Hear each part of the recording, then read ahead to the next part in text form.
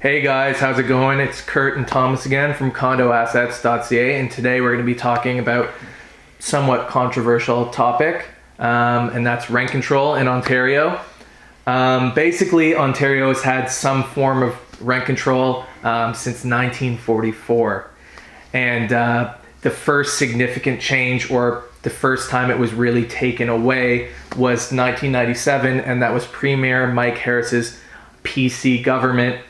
And the reason they did that was they felt that there wasn't enough rental inventory and too much demand, and that taking rent control away would spur more construction by developers because they wouldn't fall into the constraints of rent control.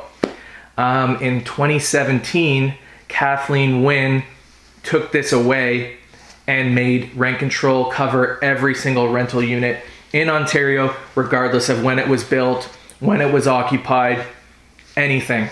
So all units were now covered under rent control.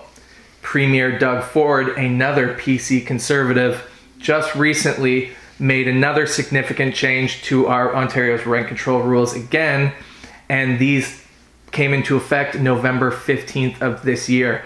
His rent control changes that he has implemented mean that any new unit built after November 15th, this means any new condominium unit, if somebody has just converted a floor or a basement in their house to a rental unit, anything essentially that's new construction that's being rented for the first time no longer falls under the constraints of rent control. However, any unit that was built before November 15th, and that means a significant portion of all the rental units on the market now in Ontario, including newer condominiums, those will still fall under the rent control rules going forward. As Scott was saying, rent control is a very controversial and very political topic, and there is pro and cons for or against rent control. One of them is that having rent control is an additional strain for developer to invest in rental purpose building, because their cash flow is going to be negatively impacted if they cannot increase the rent up to the market. That being said, when the rent control was abolished the first time in 1997, the data didn't show like an explosion of rental unit as was expected by some. Definitely for investor today, what it means is that if you buy a new construction or a new unit, you will have more freedom to adjust the rent to the market at that time. So that's definitely an additional freedom.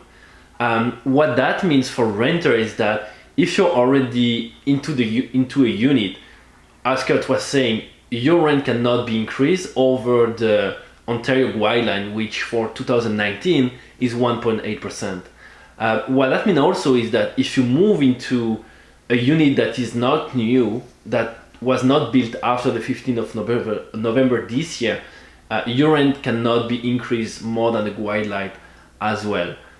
So for renter, it's going to make some building more appealing than other, because the rent won't be like changing that much year over year. Yeah, so in conclusion, the rent control is definitely impacting the market, and as an investor, you want to have more options as possible. So that's really an incentive to either, if you already have a unit, to renovate it, or to buy a new construction if you want to have this freedom, which on the long run will allow you to have better cash flow, because you will be allowed year over year to have the current rental market, instead of sometime having like a rent that is lagging behind what it could be worth if it was rented like to new tenants.